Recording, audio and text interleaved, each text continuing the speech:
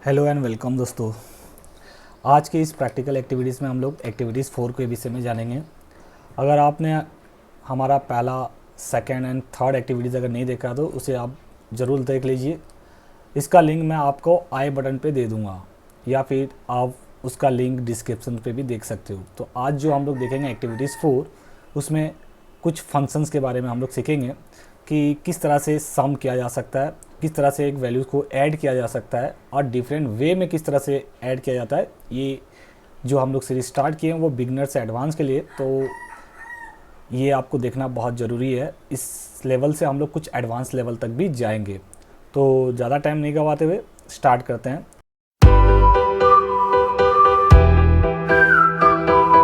सबसे पहले एक्टिविटीज़ 4, इसका जो क्वेश्चन आप देख पा रहे हो, ये एक्टिविटीज़ 4 का मैं लिंक आपको डिस्क्रिप्शन में दे दूंगा, वहाँ से आप इसे डाउनलोड भी कर सकते हो। तो यहाँ पर आप देख पा रहे हो कि Microsoft Excel activities 4 approach IT solution marksheet एक दिया गया है। यहाँ पर आपको टोटल मार्क निकालना है। 10 स्टूडेंट का यहाँ पर रिकॉर्ड्स दिया गया और उस बेसिस पे आपको सम निकालना है।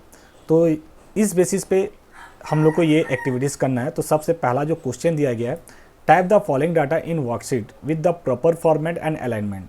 अभी यहाँ पर जो आप जो देख पा रहे हो जो वर्कशीट, इसको फॉलोइंग फॉर्मेट में डाटा को क्या करना है, आपको टाइप करना है। तो यहाँ पर देख पा रहे हो कि कुछ सेल्स हमारा मर्ज किया गया है, ए से आई तक मर्ज किया गया है। पहला रो, सेकेंड रो भी मर्ज किया गया, जो मर्ज किया गया है, और इस पर बॉर्डर्स भी अप्लाई किया गया है। और इसमें जो कॉलम्स जो देख पा रहे हो कि नेम नाम का जो फील्ड है, इसका कॉलम का साइज कुछ डिफरेंस दिया गया है। तो ये सब किस तरह से किया जाएगा ये हम लोग थोड़ा देखेंगे। तो इसे करने के लिए सबसे पहले हम लोग को वर्कशीट ओपन करना पड़ेगा। तो मैं ये वीडियो को ज़्यादा लंबा नहीं करने के लिए मैं आपको शॉर्ट में थोड़ा समझा देता हूँ, ताकि मुझे टाइप करने के लिए ज़्यादा टाइम ना लगे। तो मैं ऑलरेडी पहला एक वर्कशीट बना के ऑलरेडी आपके पास रख चुका हूँ। तो यहाँ पर आप देख पा रहे हो कि ऑलरेडी मेरे पास ये डाटा ऑलरेडी है। तो यहाँ पर आपको पहला फॉलोइंग दिस फॉर्मेट आपको टाइप कर लेना है। अब मर्ज किस तरह से किया जाता है, पहला मैं ये आपको आइडियाज़ दे देता हूँ। अगर आप मल्टीपल सेल को मर्ज करना चाहते हैं तो पहला उस सेल को सिलेक्ट करना है। सिलेक्ट करने के बाद आपको होम टैब पे आना है और यहाँ पर आपका मर्ज सेल बोल के एक ऑप्शन दिया हुआ है। तो जैसे आप मर्ज सेल पे क्लिक करेंगे तो ये एक सिंगल सेल में कन्वर्ट हो जाता है। तो यहाँ पर अगर आपको बॉर्डर्स लगाना है तो उस सेल को सिलेक्ट करके यहाँ पर आउटसाइड बॉर्डर या फिर ऑल बॉर्डर्स पे क्लिक करते हैं तो आपके देख पा रहे हैं कि यहाँ पर एक बॉर्डर्स आ चुका है। तो ये पहला रो को आपको मर्ज कर लेना है, सेकंड रो को मर्ज कर लेना है। तो मैं इसे अंडू कर देता हूँ। अंडू करने का शॉर्टकट है Ctrl+Z।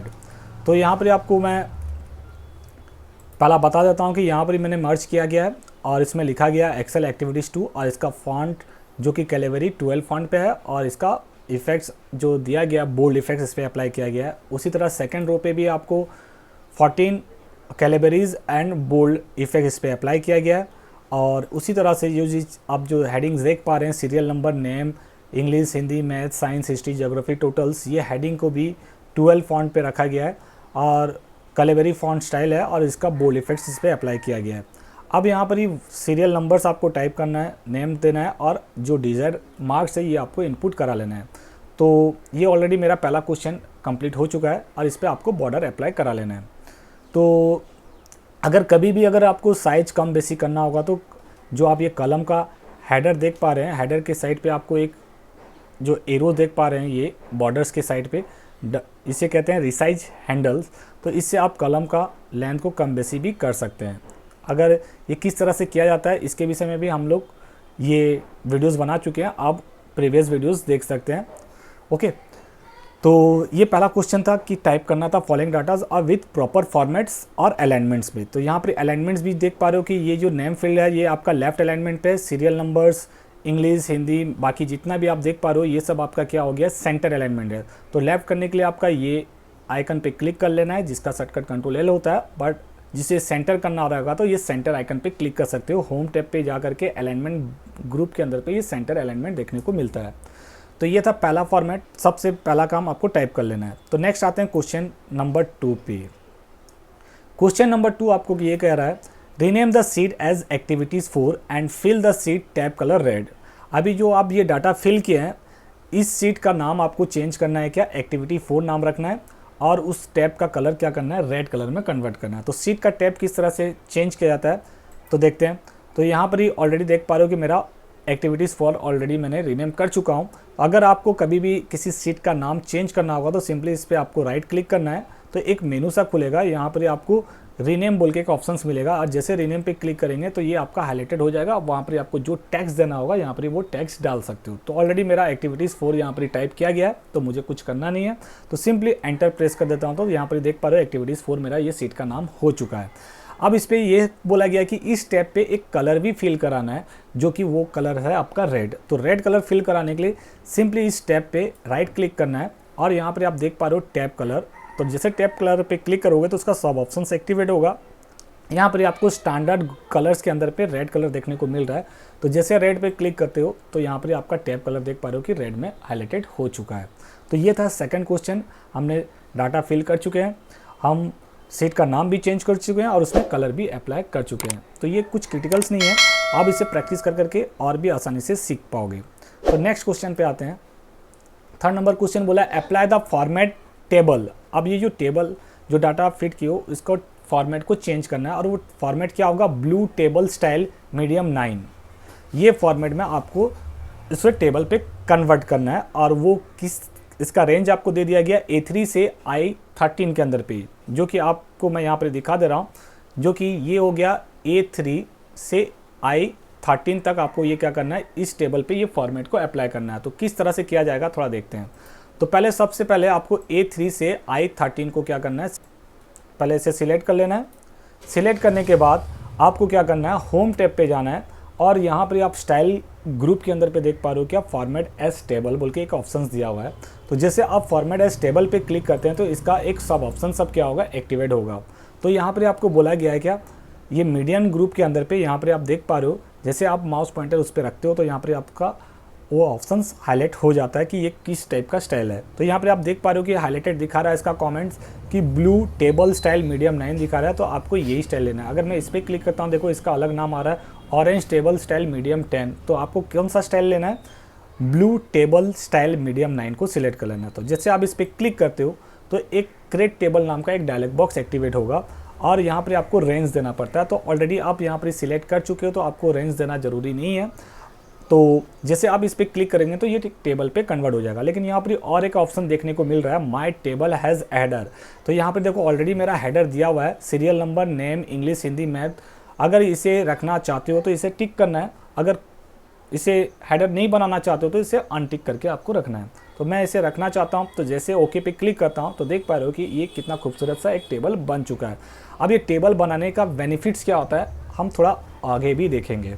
जैसे कि अभी अगर पकड़ लो, अगर मेरे लार्ज अमाउंट ऑफ डाटाज़ है और अगर मैं कभी इसको स्क्रोलिंग करता हूं तो देख पा रहे हो यहाँ पर अभी आपका कलम जो दिखा रहा है ABCD जो दिखा रहा है अल्फ़ाबेट से रिप्रेजेंट कर रहा है। तो जैसे मैं इसे डाउन करता हूं तो यहाँ पर क्या चेंजेस आने वाला है आप देख पा रहे हो कि यहाँ पर ऑटोमेटिक वो हेडिंग यहाँ पर आ चुका। तो यहाँ से आपको पता चल सकता है कि हाँ ये इंग्लिश का फील्ड्स है, ये हिंदी का फील्ड है, ये मैथ का फील्ड है, ये साइंस का फील्ड है। ये इसका एक बेनिफिट्स होता है ताकि लार्ज अमाउंट ऑफ डाटा से काम करेंगे तो आपको आइडेंटिफाई करने में भी आसानी होता है। इसके साथ साथ ये टेबल में और भी बहुत सारा फीचर्स है जो कि हम लोग नेक्स्ट क्वेश्चन पे इस पर डिस्कस करेंगे। तो देखते हैं। तो इसे मैं स्क्रॉल ऑफ करके देख लेता हूँ। तो ये था मेरा थर्ड नंबर क्वेश्चन कंप्लीट हो चुका है।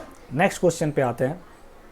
Fourth number, add all the total marks in different way.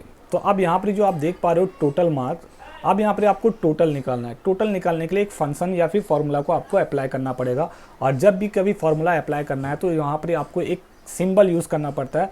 वो सिंबल है इक्वल टू साइन। बिना इक्वल टू का आपका फॉर्मूला या फिर फंक्शन में कन्वर्ट नहीं करेगा। तो यहाँ पर डिफरेंट वे में आपको निकालना है। तो डिफरेंट वे में निकालने के लिए यहाँ पर क्या फॉर्मूला करना पड़ेगा, तो सबसे पहले आपको यहाँ पर इक्वल टू टाइप कर लेना है। टाइप करने के बाद यहाँ पर इंग्लिश पे आप देख पा रहे हो 57 लिखा हुआ है, तो यहाँ पर 57 प्लस हिंदी पे आपका 49 है तो यहाँ पर 49 टाइप करना है, प्लस 64 बोला तो 64 यहाँ पर टाइप करना है मैथ का। साइंस का मार्क है आपका 55 तो प्लस 55 प्लस 71 प्लस 48। इस तरह से भी एक हम एडिशंस कर सकते हैं, सम वैल्यूज़ निकाल सकते हैं। लेकिन इसमें से क्या बेनिफिट्स मिलता है, क्या नहीं मिलता है, क्या फीचर्स नहीं मिलता है, हम थोड़ा इसको डिस्कस करेंगे।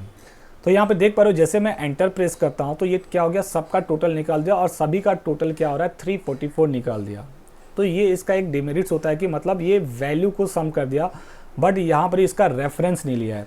तो रेफरेंस देते तो हम यहाँ होता क्या, अभी यहाँ पर मेरे जो 10 कैंडिडेट्स हैं ये सबका अलग अलग मार्क का अलग अलग रिजल्ट आना चाहिए था, बट यहाँ पर सबका एक आ चुका है। तो इसलिए हम लोग यहाँ पर ये फॉर्मूला को यूज़ ज़्यादा नहीं करके वहाँ पर एक फंक्शन को यूज़ किया जाता है, फॉर्मूलाज एंड फंक्शन को अप्लाई किया जाता है। तो देखते हैं नेक्स्ट मेथड क्या है। तो पहले मैं इसे डिलीट कर देता हूँ, इसे सिलेक्ट करते हैं एंड डिलीट कर दिया। अब नेक्स्ट फॉर्मूला पे हम लोग देखते हैं। तो ये एक मेथड था। सेकंड मेथड देखते हैं हम, इक्वल्स टू, ये जो आप अमजद अंसारी का जो देख पा रहे हो मार्क्स 52, तो ये किस पे है, आपका सी कॉलम का 5th नंबर रो पे है। तो इसका एड्रेस क्या हो जाएगा, इसका रेफरेंस हो जाएगा, क्या होगा, सी। तो यहाँ पर आपको सी टाइप कर देना है, C5।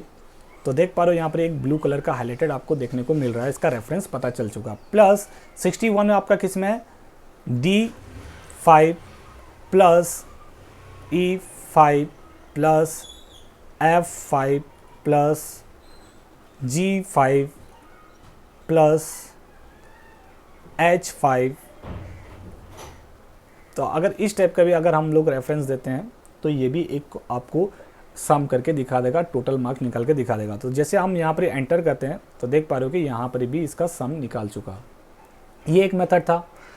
अब यहाँ से आप जो देख पा रहे हो, ये जो एक्टिव सेल के नीचे जो आप देख पा रहे हो ये वाला जो फिल हैंडल, इससे अगर मैं ड्रैग करता हूँ तो ये क्या करेगा, टोटल जितने भी आपका सब्जेक्ट है देखिए सबका अलग अलग निकाल दिया।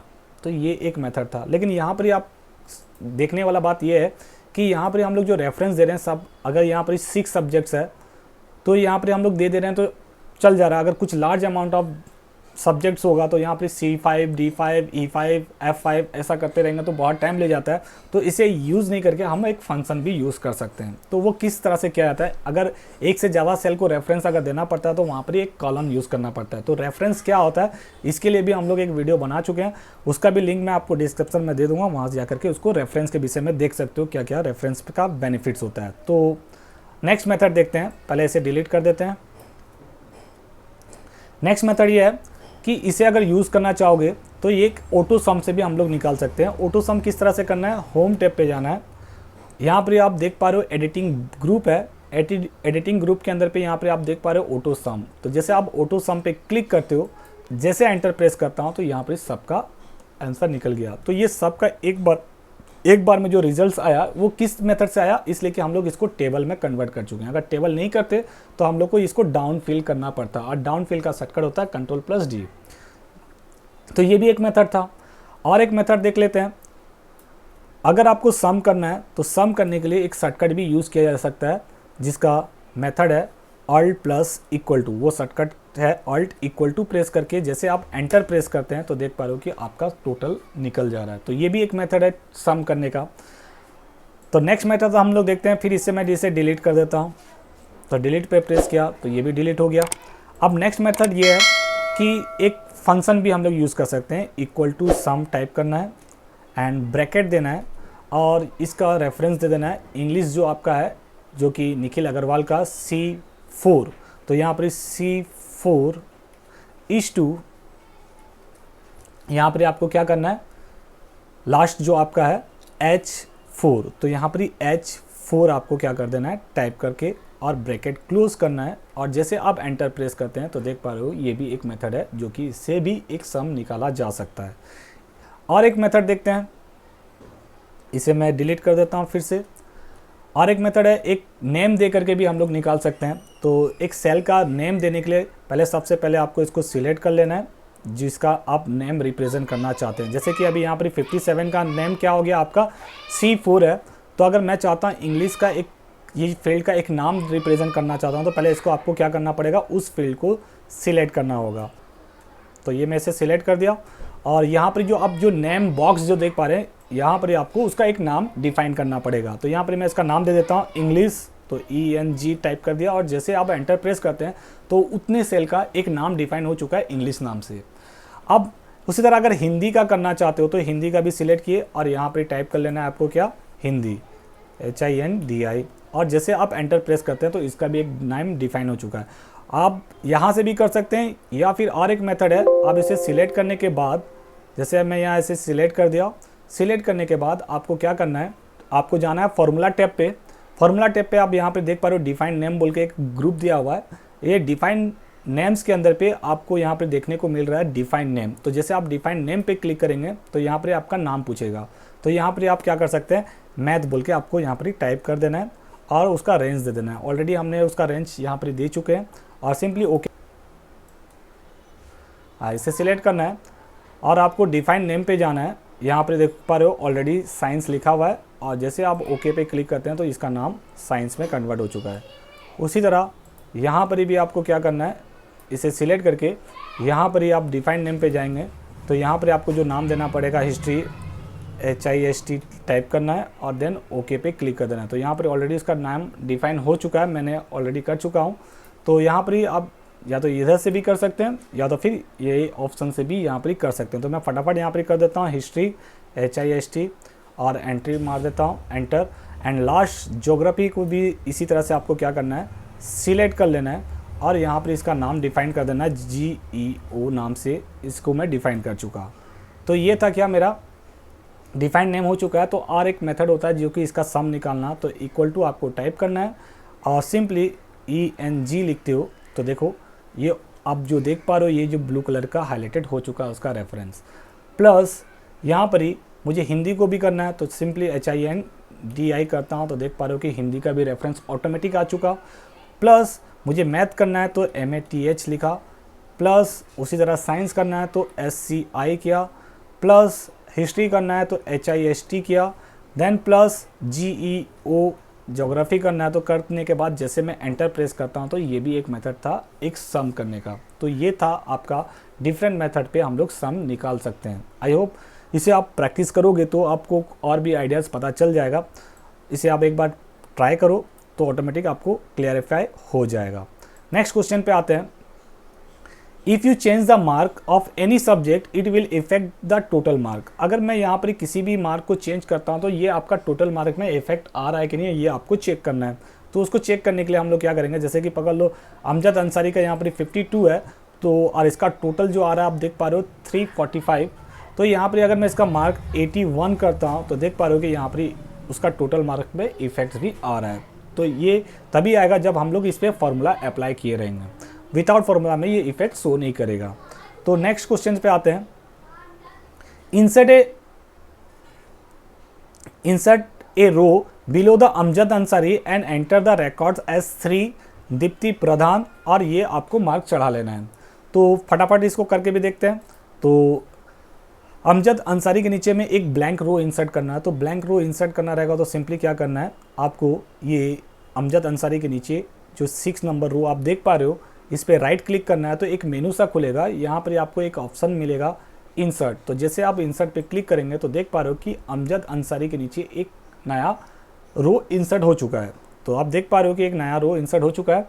अब यहाँ पर आपको क्या टाइप करना है, 3 टाइप करना है, टैब प्रेस करना है और यहाँ पर ही दीप्ति प्रधान नाम टाइप करना है और जहाँ पर जो आपको सब्जेक्ट बोला गया, जो सब्जेक्ट का मार्क्स दिया गया 48, 57, 52, 48, 57, 48, 57, 52। तो यहाँ पर देख पा रहे हो कि ऑटोमेटिक यहाँ पर टोटल ऐड होते हुए जा रहा है, इसलिए कि हम लोग इसको टेबल में कन्वर्ट कर चुके हैं।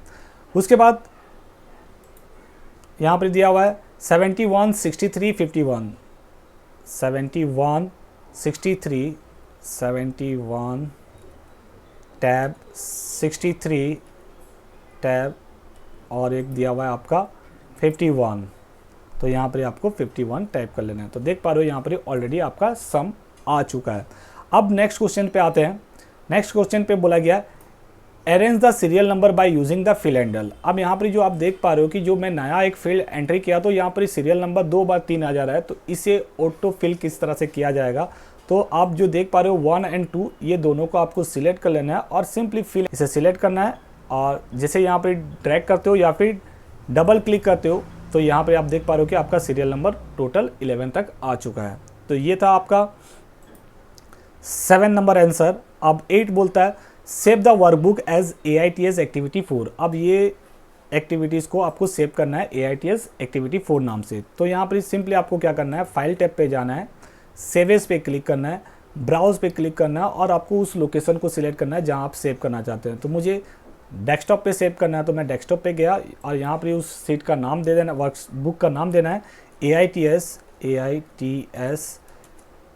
एक्टिविटी 4 टाइप करके आप इसे सेव कर देते हो। तो ये आप देख पा रहे हो कि टाइटल बार पे AITS एक्टिविटी 4 नाम से ये सेव हो चुका है। तो ये था आज का एक्टिविटीज़, सब आपको बेसिक आइडियाज़ है, ये आपका बिगनर्स है। इस तरह से हम लोग आप धीरे धीरे क्या करेंगे, आगे थोड़ा एडवांस बढ़ते हुए जाएंगे। इसे आप प्रैक्टिस कीजिए। आई होप आपको समझ में आ गया। Thank you, keep watching.